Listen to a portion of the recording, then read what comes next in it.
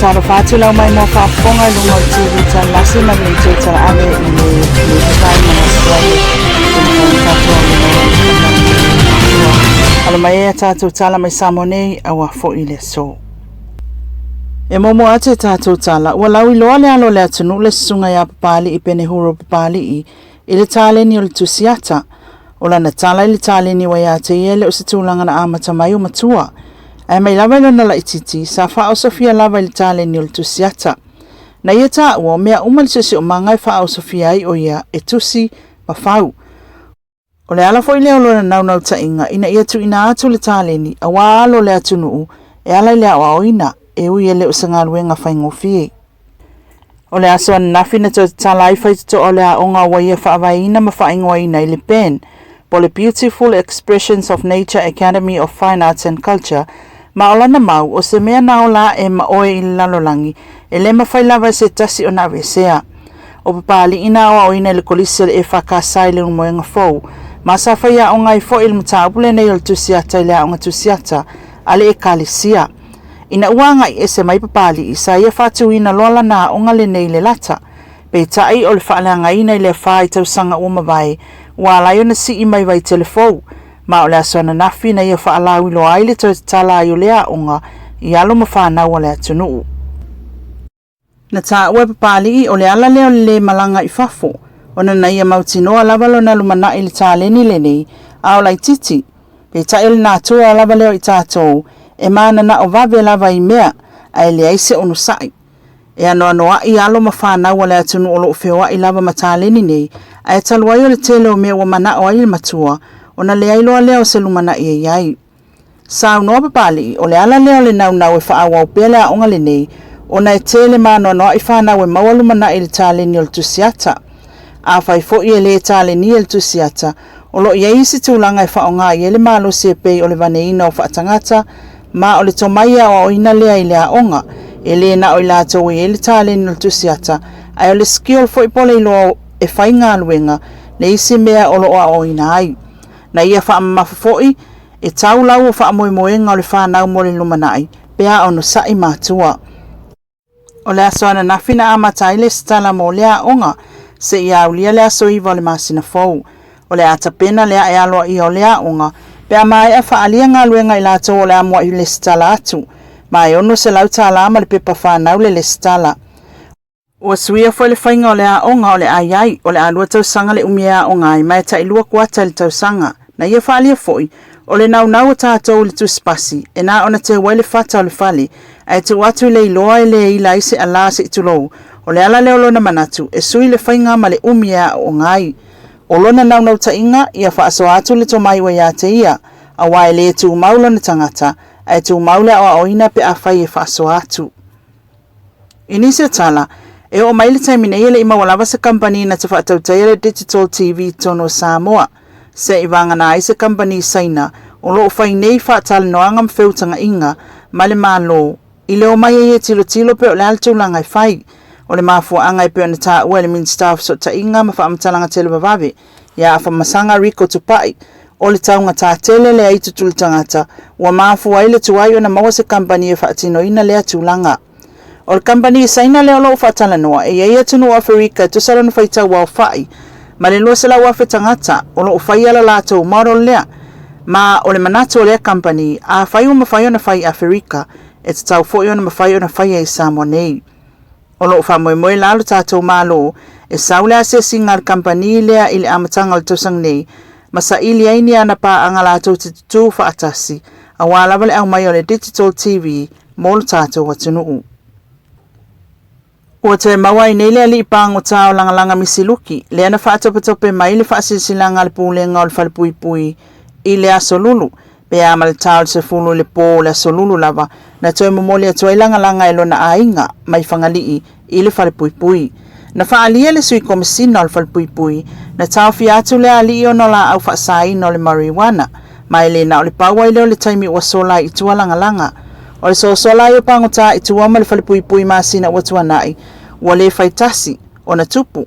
Sa whaafetai a fo i le sosoani le ainga o le ali, i le toi mawai o langa, ai o loo whautua ina le atunuu, ia mātala i le isi ali i le o loo sola pea le taiminei, ia wili manuleleua. O loo whamawina manuleleua o se tasi o pangutā mātu i aso li ngā tūlafono o loo whalepui ai, mai ao na mātala i eile atunu lau tele i le atulanga. Sama ua fo fina ngalo le li pale mi el mta opule nei i le tupu so o mai ai pea, mai e whapea mai ai, talua iona o whamtalanga na o atu, i le lava sa uni o le au leo leo le whalepui ma mātala, ua mafo iona so so o pangutā. E te taua i lava i le komisina o le whalepui, o na whaiani kole ninga a nei leo leo e ala le malafoni atu lava le taulanga o apia se iau o i tāwha ingata. O na o lewa ai a pea le tino la papoa o i la tau nei, ma le mawai se malo se mawhai o nta fi pangutā mai li sosola i tua. Ua whasilingia le li pale mi o Samoa le susunga i atu i la epasa i le malia le ngaoi i le tūlanga lea o le iai o sana Facebook page. O le tūlanga wa mafua ona o se i tūlau i lunga o le Facebook. O lo o whaingoina i le swafa o le li pale mia, ma tuuina i ei whaamatalanga o suinga i tutonu o le malo e ala ia nā tina e mo le manuia o tangata e au fia i e tustusinga se whaamatalanga i whapea o le asi i le pensione ale au mātutua. O se pepa whaamatalanga na lafo ina mail mtanga luenga o le pale mia e ala le so upu o lo o whaamatala ina i le tūlanga. E whapea tala, sa whasilingia la nā fionga pe o iesa na Facebook page a tali mai tu la epa ele ai. E to a telefo ina whaali atu lo lato manatu i le tawa na whaie o sana Facebook page. Peitai, ele mawhaiona ia whaia lea tūlanga whaavalevalea whaapea, ma ele whaia lava sana Facebook page. O whaamatalanga o lo whaalia i whaapea, o le asi itia le lua se lauta ala i le masina, le pensione a tangata mātutua. O le facilitele, o le ale fisota inga o le pensione a le nupi i whaa, ma le Facebook page a le ali i palemia. Ua ave esele i tūlau i lunga o le Facebook, pe ta ile o ave esele tūlanga o ngaonga o le whaonga ina i le tangata o lo sa ilia nei foi, o whaamatalanga maa ta whaatatau i le palemia o Samoa, e whaia i le tūlanga tau whaasese, ma manatu ai le toatele o le ali i palemia.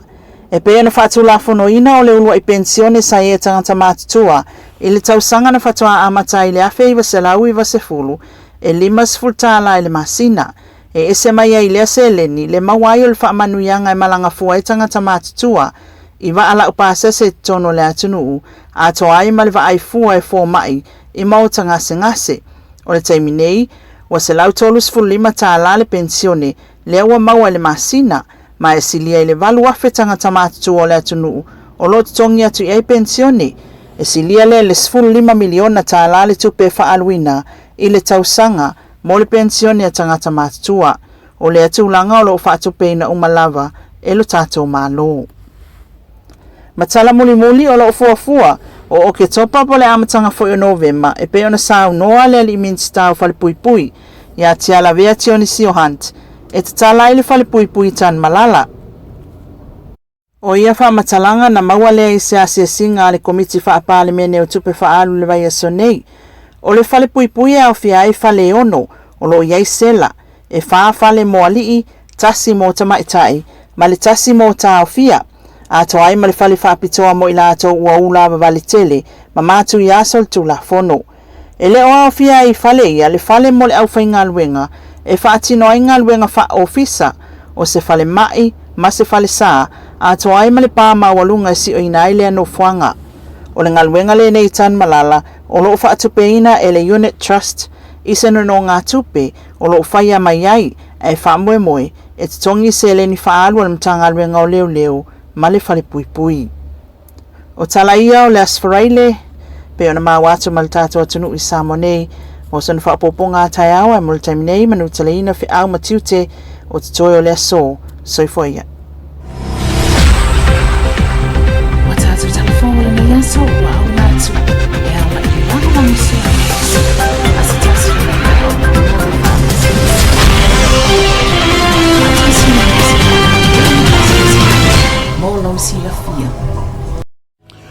Afesa isu sa wani ngalo on fione suane maliwane le fionga le pepe tova ana ole ai autos direct limited lanter fani all watasi auto luali maiva watasi luo no fa valu fa lima po ole suifo ile lato wa tresle auto savari kwesa fro manuwa ya po lato wa email ya tresle ole ai autos direct at extra.co.nz manatua lena license any license own finance normal lending manatua lo le fionga le pepe tova ana ile ai autos direct limited